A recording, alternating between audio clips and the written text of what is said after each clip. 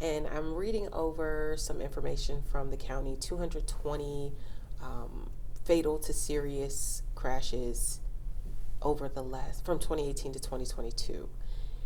When it comes to the new plan to tackle these types of crashes, how is LCSO going to combat these crashes on the enforcement side of things? Yeah, that's a big part of the conversation. The sheriff's office historically has been very underfunded. Our traffic team, I believe, was last in operation in 2010. So since that time, the traffic enforcement that does occur is main office deputies or deputies in their various assignments taking that initiative in between calls for service, and then deputies working overtime grants. So the state of Oregon provides funding for overtime patrols, typically for DUI enforcement, speed enforcement, distracted driving are some of the main ones. But that does require deputies who are willing to work overtime or want to work overtime in order to do that enforcement.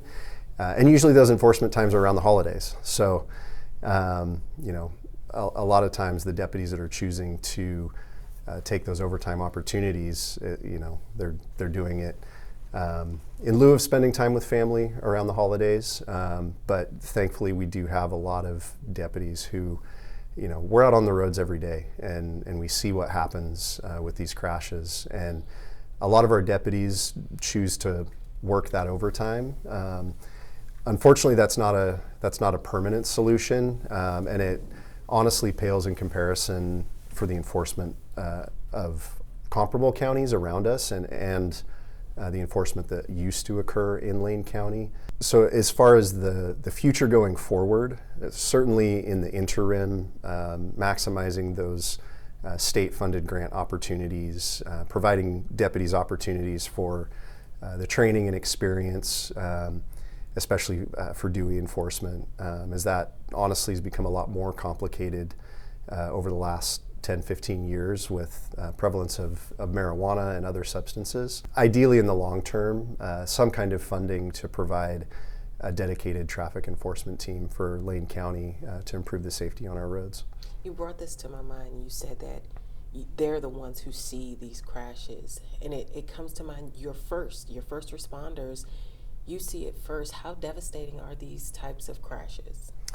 Yeah, it's our deputies have to learn how to do traffic enforcement, how to pull over a car and run through your standard traffic stop. And then as they gain more experience, how to investigate crashes.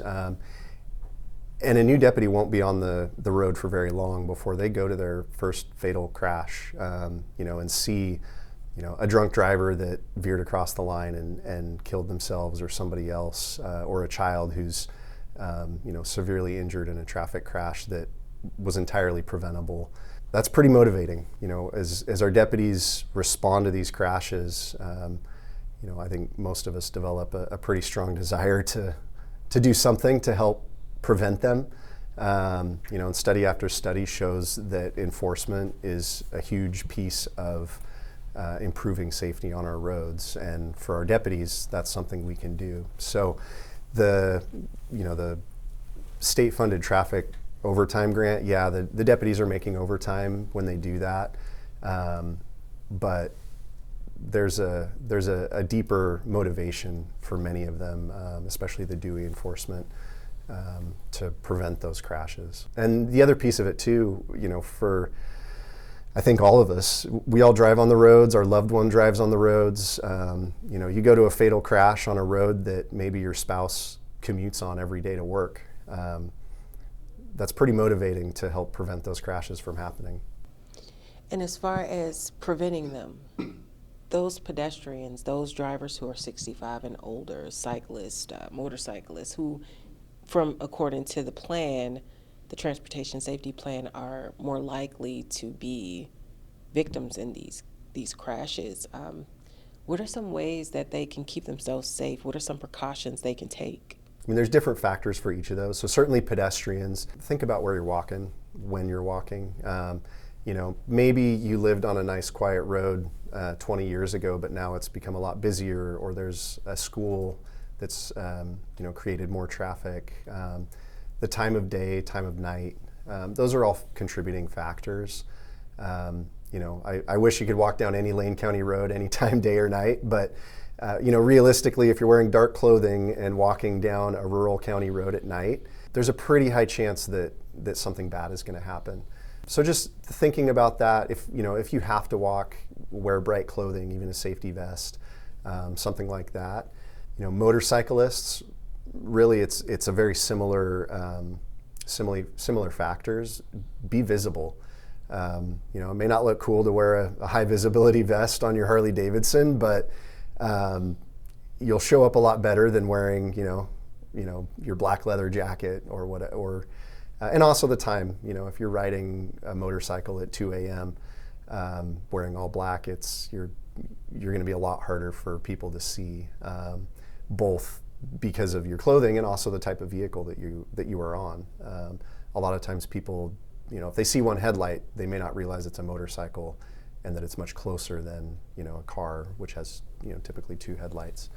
For people 65 and older, I think it is really important to take a serious look at your driving capabilities. We all get old. Our eyesight changes, our perception, our reaction ability, those things all change. And I know it's very difficult to give up driving, but there's still safer things that maybe you can do as far as, what time of day are you driving?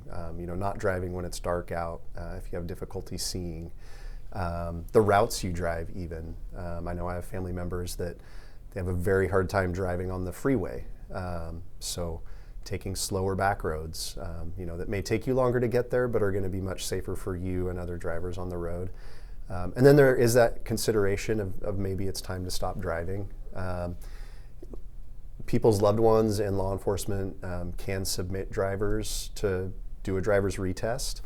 That's a tool that I know some people have used when it's very difficult to, maybe tell your mom or dad it's time to be done driving, but if they have to take the test again and aren't going to pass it, then potentially it's the DMV saying it, which then can start that conversation of, maybe it's time to figure out other solutions. There are a lot of great rideshare services in the county and the city, as well as just, your standard taxi type services as well.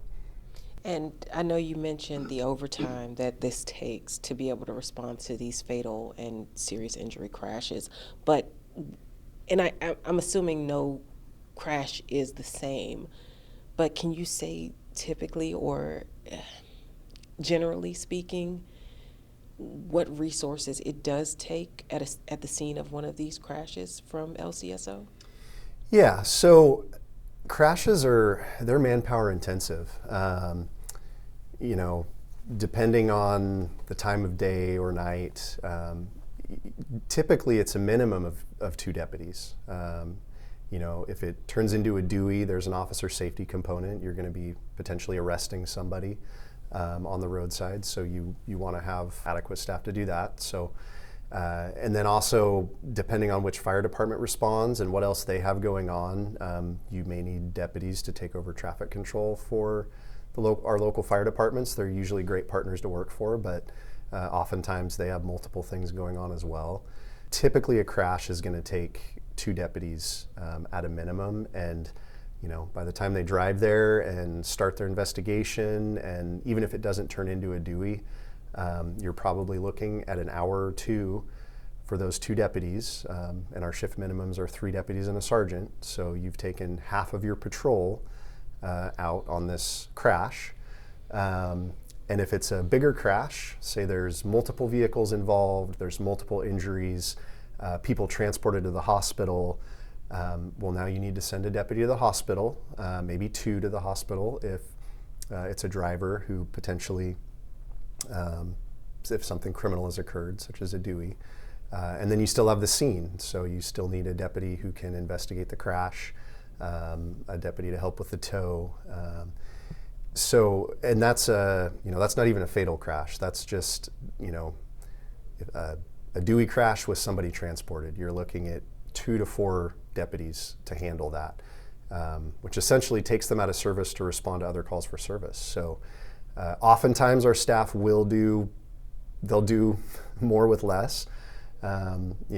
Ideally you'd have 4 deputies going to that, but if there's an in-progress domestic violence call that comes in, then they may end up having to figure out how to do it with support from our agency partners like state police or other local law enforcement, or just figure out how to do it and take longer doing it with 1 or 2 deputies. For a fatal crash, typically we will call out our crash investigation team. So these are deputies and supervisors who have additional training to use additional tools that can photograph and document the actual crash scene, much like a crime scene. So they're able to scan the crash to recreate a 3D picture of it essentially down the road.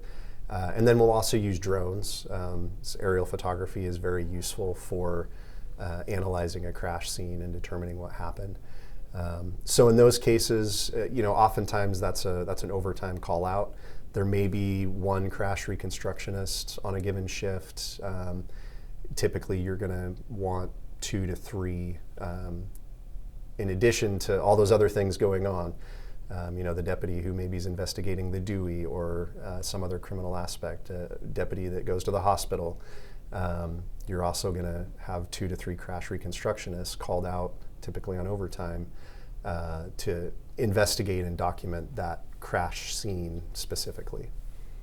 And are there particular roadways that come to your mind when you think of be safe on these roads, be extra cautious on these roads? Yeah, all of them.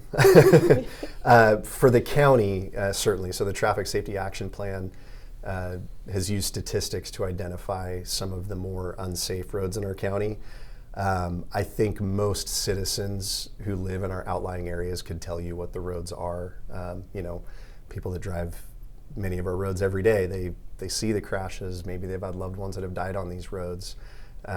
So I think the people that live out in the county are pretty familiar with some of those roadways, and really it's some of the major county roadways, so Territorial, Clear Lake, areas throughout the whole county that see a lot of traffic, typically a lot of commute traffic in and out of the cities.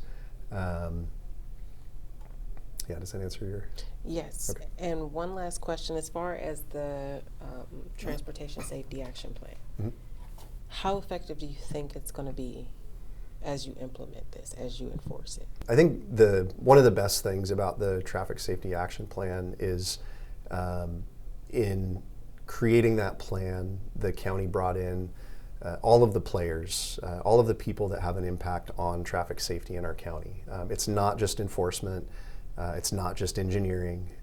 It's not just education. There's a lot of components that help create safe roads in a given place, and certainly the sheriff's office and enforcement is a large part of that. But we don't make the roads. We don't decide the signage for intersections.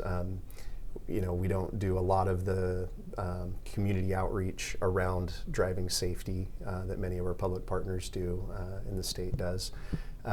So having a plan to coordinate all those things together and realistically look at what can we do now, what can we do in the future, and provide a roadmap for that, I think has been great. Awesome. You all just released your Transportation Safety Action Plan in October. What is it? We updated our Transportation Safety Action Plan, and that's our strategic plan to understand why crashes are happening and how to prevent them.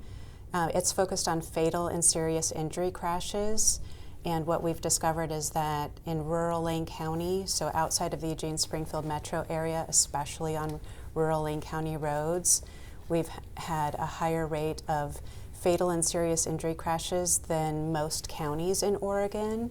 And in the rural areas, we've had more fatal and serious injury crashes, 3.5 times greater than in the Eugene Springfield urban area. So that's something to really pay attention to, because there's less traffic in the rural areas and overall fewer crashes. But when crashes do happen, they're more often fatal or serious in nature. And so this plan really helped us figure out why are these crashes happening and how can we prevent them. You didn't always call them crashes. Why? Yes, when we started our planning work, our first Transportation Safety Action Plan back in 2017, we called them accidents, as if it were just a natural thing that happens, out of our control, a cost of our mobility. And when we really looked at the data about why these crashes were happening, we realized that so many of them were based on some kind of driver error, someone driving too fast. And unfortunately, what we're seeing that is currently an issue today, back in 2017, and the problem only getting worse, is crashes involving drugs and alcohol. That is the leading contributing factor in these serious crashes, is drugs and alcohol. And so those are things that don't have to happen on our roads, that people make a choice. And if we can get people to realize the risk with just having a drink and then driving, that you could potentially, injure someone or yourself or kill yourself or someone, that it's really important that people really understand that risk and then help their friends and family make a safer choice. And so we've really been focused on prevention. This is a public health issue, and so like most public health issues, we really need to focus on prevention, and so that we can save lives and reduce all of these crashes that are really, they don't need to happen. You said it's about prevention. How will the county prevent these crashes through this action plan? Yes, the county is working on what's called a roadway departure countermeasure. So the leading crash type in fatal and serious injury crashes is roadway departure. So that could be a head-on crash or driving off the road. And so there are some lower cost things that the county can do to make our roads kind of more forgiving of that human error. Because it's not the road that creates someone driving off the road, it's a driver behavior. So someone's driving too fast or they're distracted and they leave their travel lane, and a head-on crash at 55 miles an hour is likely serious or fatal. A roadway departure crash at a high speed, or certainly involving drugs and alcohol, hitting a tree, there's going to be a serious outcome. And so what Lane County can do to try to help mitigate is at least give the driver an alert that something bad is about to happen if they don't self-correct. And so it's called a rumble strip, those indentations in the pavement. It creates that audio vibratory effect so that someone knows, oh wow, I need to self-correct. And so that's a lower cost thing, that when we're just fixing the pavement, potholes, pavement repair, we can grind in those strips along the center or the edge of the road, and that's been proven to reduce the roadway departure crashes. So that's the most powerful tool within our toolbox, within our control, but we really need the community's help because, again, the issues are based on driver behavior. People are driving too fast, and I think there's a big misunderstanding on rural roads, rural Lane County roads. People don't know that they're not meant for highway speeds. There's driveways, there's farm equipment, there's people crossing the road to get their mail, there's driveways, there's people walking and biking, there's wildlife. It's not like a I-5 where it's straight and there's few intersections and you just drive fast. And I think people who maybe are more comfortable with a road, they might not perceive the risk and they might feel more comfortable driving faster. But it's really important for people to pay attention to, especially curve warning signage where it has an advisory speed, like curve ahead and the speed. I think a lot of people feel more confident that they can travel at a faster speed than what's posted, but that signage has been developed through engineering, measuring how fast a car should travel to safely navigate that speed. So we're seeing people driving too fast around corners. So if people could watch their overall speed, pay attention to, just expect the unexpected when you're on a rural road. Again, like slower moving farm equipment, people trying to get in and out of their driveways. Basic rule is the state law that governs speeds on the rural roads, and that It includes a maximum of 55, but that doesn't mean drive 55 everywhere or a maximum of 55. It means the basic rule means you need to use your judgment based on the surrounding land use context. And I think a lot of people are aware of basic rule of you need to adjust your speed if it's snowing or if it's icy. And actually they drive more cautiously in inclement weather. And so I think because there's more media coverage and public awareness around the risk with snow and ice, that people travel safer, there's actually fewer fatal and serious injury crashes in the winter. There's more in the summer when people aren't perceiving the risk. They think, oh, there's an open road, everything's great, and I'm having fun. I was on the lake, had a couple beers, I'll be fine getting home, and I'm driving too fast. And we just see that over and over again, that combination of not understanding the risk, not perceiving the risk, and then taking those risks and having more fatal and serious injury crashes. So really need people to be aware of that risk and to help their family members and friends. I think the most powerful thing that people can do is plan in advance to be a designated driver. We did a community survey out in the Cottage Grove area, and 99% of respondents said that they'd be willing to be a designated driver. So people, don't be afraid to ask a friend or a family member to be a designated driver. You won't be a bummer, you'll be saving lives. Most people want to do that for you. And the reason why that's important to plan in advance is, as you may know, getting a taxi is very expensive and you have to leave your car somewhere, or you might not even have taxi service depending on how far out you are in the country, or Uber, Lyft services might not be available. There's limited bus service. So if you're going to be celebrating with family over the holiday, make sure you've got a designated driver in advance. That's going to really help save lives over this holiday weekend. Sergeant Tim Wallace over at the Lane County Sheriff's Office named a couple of roads to us, including Territorial Highway. I've seen for myself that road is very windy, but people do go well over 55 on that roadway. Yeah. What are some of the other high priority areas that the county has? Yes.